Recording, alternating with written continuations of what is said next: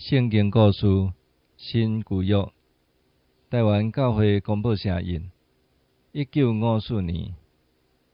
大毕甲哥利亚，大毕是徛起伫犹大伯利恒的以法他人亚瑟细汉囝，伊真热心敬拜上帝，所以当伊伫过羊的时，两摆得到上帝帮赞，杀死一只狮甲一只熊。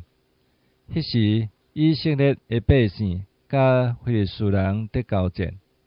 有一日，大毕尊趁老爸的吩咐，带食米要去互伫军中的三个兄哥。到位的时，大毕真着惊，因为四围静静，拢无交战的声。原来就是对非利士的军中有一个名叫哥利亚的战将，出来大声话讲，对以色列百姓中有甚物人要出来甲伊相台。大毕看到无人敢出去，就向前志愿，要去甲伊相台。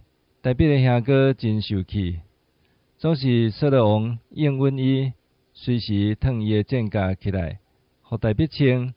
总是伤大领，所以连面脱起来，就摕献石的锁仔甲5粒光骨的石，就走近我迄个战将。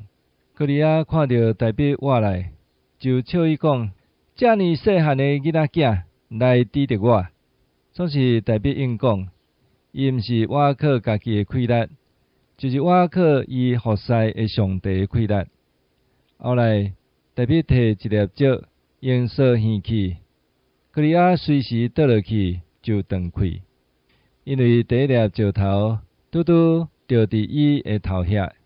大毕胜利啦，上帝也得到胜利啦。